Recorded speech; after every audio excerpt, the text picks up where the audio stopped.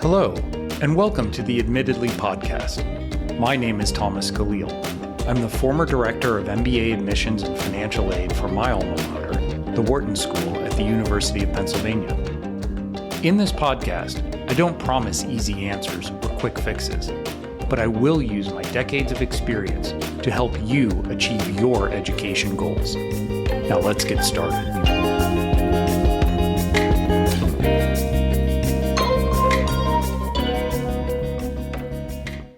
I'm your host, Thomas Khalil, and today we're going to start talking in depth about the new Common App. It just opened about 5 days ago, August 1st, and if you haven't set up your Common App account, I encourage you to do that as soon as possible. For parents, this is a great opportunity for you to get involved in the process if your child wants you to be involved. One of the first and most important things to do is data entry. And what I've found is that high school seniors can get very overwhelmed very quickly with all the things that they have to do. And attention to detail is critical here. So having a second pair of eyes for them to look through and make sure that capitalization, punctuation, information is correct, that's a great way for you to help. And it does give them some feeling of confidence that somebody's reading behind them and able to go in and adjust things and make sure that addresses are correct, make sure that under parent information, your information is correct, all of those fun things. But what we're going to do is start working through different sections of the Common Application because it's important to look at each section, look at each piece, and understand how they function on their own, as well as in the broader kind of macro strategy of the application we're trying to create. However, the first thing everybody wants to jump right into is the Common App essay. And I understand that. It's that white whale out there cruising through the seas. It's something that you think about. It's something everybody's talking about online. And so I wanted to give you some thoughts because my own students now are really kind of struggling with this. And keep in mind, everybody struggles with the Common Application essay. If you're able to write a Common Application essay without struggle, without sweat, without some blood and tears, maybe you're an immensely gifted writer, but more than likely you're not digging deeply enough. And I want to talk about that today. This is really should be a deeply personal process, right? So something surface level is really not going to cut it. You know, when you're writing, remember that topics that seem compelling to you, topics that your parents like, topics that your English teacher might give you a gold star on are not necessarily effective essay topics. I've talked about this before, but I want to give you some examples today. And I want to dig a little bit more deeply because now is the time, right? People are writing, people are trying to develop their themes. What we want to do is beware cliches, right? I overcame this. I was challenged by this. I, was victorious in this. A lot of times those things can be immensely personal to you, yes, but it's mostly in the way that you frame them. So the important thing with these essays is, and you've heard this before, we show, we don't tell, right? It's like with your children, you can tell them, but until you show them and walk them through examples, the lessons don't always necessarily stick. So the first thing people always say is, okay, but what's my hook? I need something dramatic, or I haven't had this massive life crisis or trauma that's happened in my life. How am I supposed to make anything happen? And I think that I really want to get away from this misperception that the only effective essays are essays that deal with immense tragedy or something that is, earth-shaking. Most of us don't have that experience in our life, and thank goodness, right? Or even if we've had an unfortunate accident or occurrence or something that has come up in our life, that may not be, and I know how this sounds, but that may not be the most compelling essay topic, right? So always ask yourself, when the reader is reading this, they're going to ask one important question, and that is, so what? Okay, this happened. I see that. So what? So we want to avoid the trap of just talking about something that happened in the past, right? We definitely don't want to talk about anything that's happened to us, I would say, prior to sophomore year of high school. Now, if it is a defining life event or defining life trauma or accomplishment, then okay, let's say that you discovered your love of the violin, and in 7th grade, you were pulled out of regular school to study with the New York Philharmonic, and you are on track to be the youngest soloist ever. Okay, that's very different. But for most of us, we really don't want to talk about something that happened in grade school, in kindergarten. Let's stay away from that. Similarly, family, we want to stay away from family. And look, I love and respect my own parents. I love my children, but those are not compelling stories, right? And many times, as a question might ask, who's a hero? We really want to avoid family members in most situations. There are cases certainly where if you've grown up in hardship and you've really watched a parent of yours struggle and you've kind of worked with them and helped support the family, for example, then that may be an impactful essay.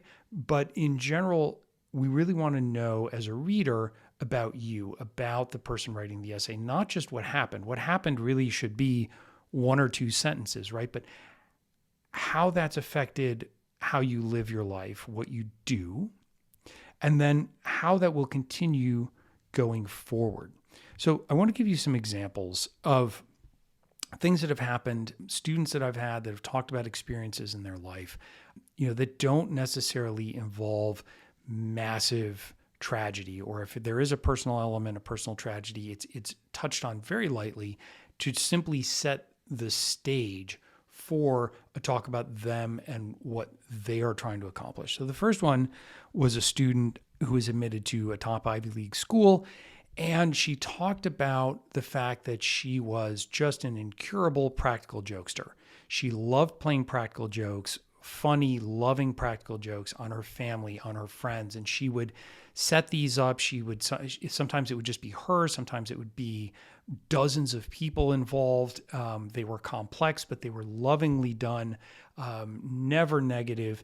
And it showed a creativity, and it allowed her to talk about her family, her friends at school, her academics, and she was able to create this personality where she was relentlessly curious and fun and adventurous, and use these practical jokes to boost friends of hers who were having a tough time at school, or play a prank on a beloved teacher who was retiring. And so it really gave a unique perspective on her. And then, she used the other essays in the supplements in the common application to talk about academic goals and more serious sides of her. But that really was able to give us a nice, complete picture of her personality. Next example of one of my students was a young man, very kind of stereotypical STEM, worked very hard into physics, wanted to study astrophysics. And he kept just cranking out these really dry, boring essays about how he started the science club and he started the astrophysics club and he was president of the physics club.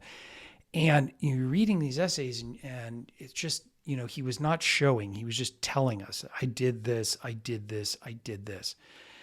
And we were talking just kind of off the cuff one day, and he made a quip about extraterrestrials, ETs, UFOs. And I kind of laughed and I said, that's kind of funny.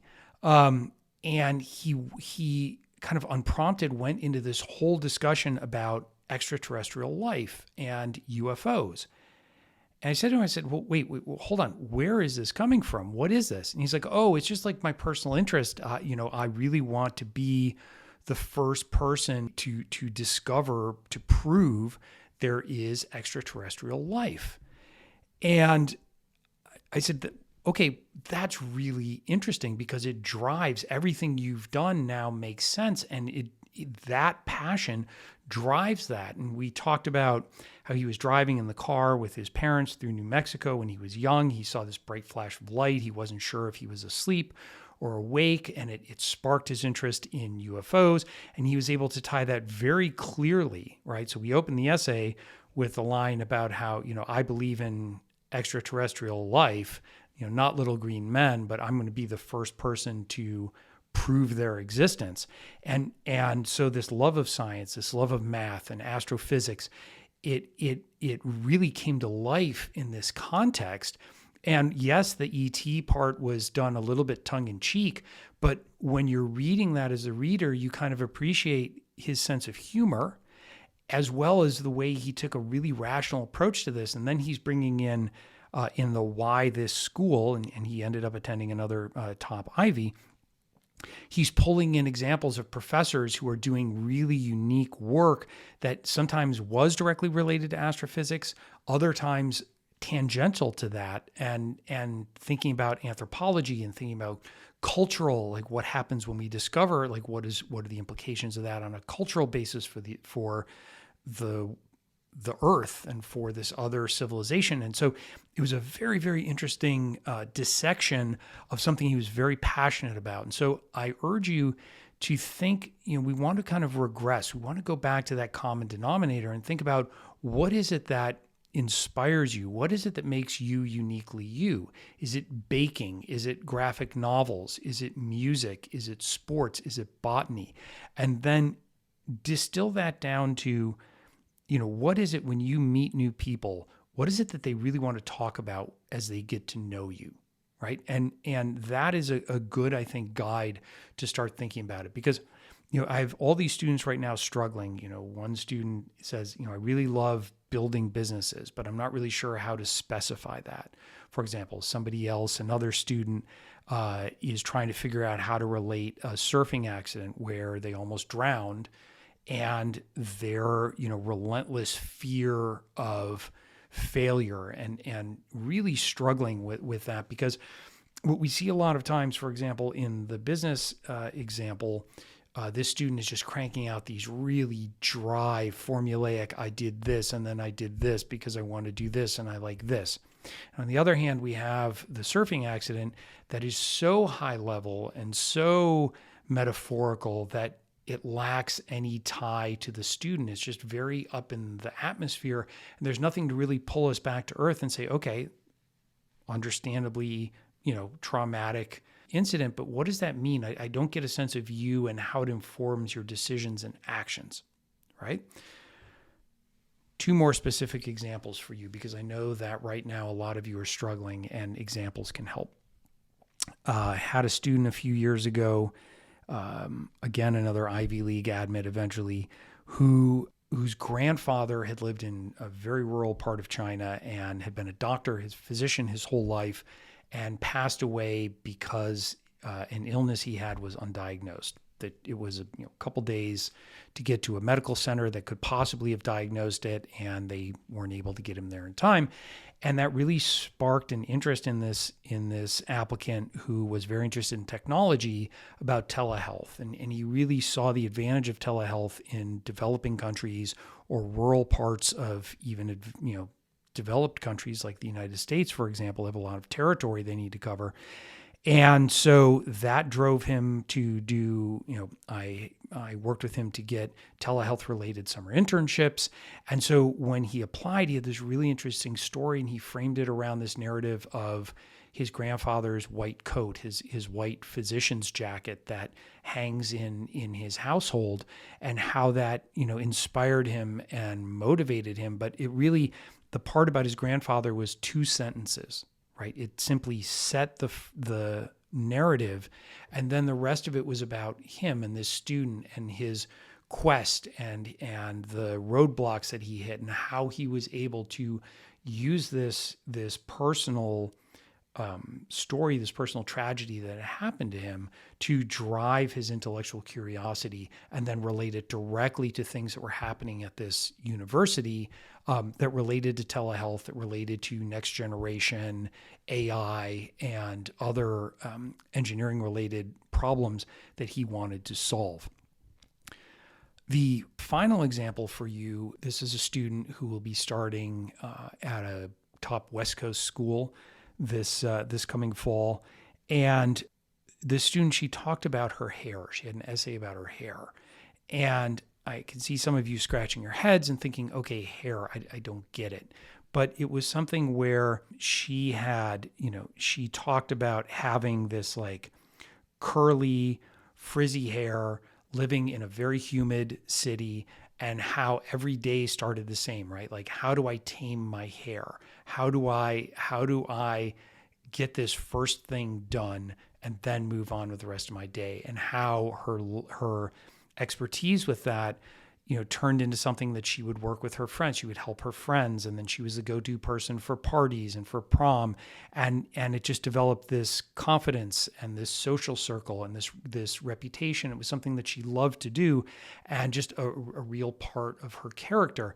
And so again, these don't need to be immensely, deeply traumatic or heavy or overly serious essays. Essay topics, they need to just relate to you personally. But again, always ask yourself, so what, right? I have curly hair and I live in a really humid city. Okay, so what? Well, let me tell you, so what? So this is something that every morning I actually have to think about. And it's something that I turned into a hobby and something that helps connect me with my friends. And, I've built a little bit of a personality around this. So I think it's really important to find that balance between being too serious, too light, too step by step, too up in the air, and tell a compelling story, right? Because in this essay, we are storytellers.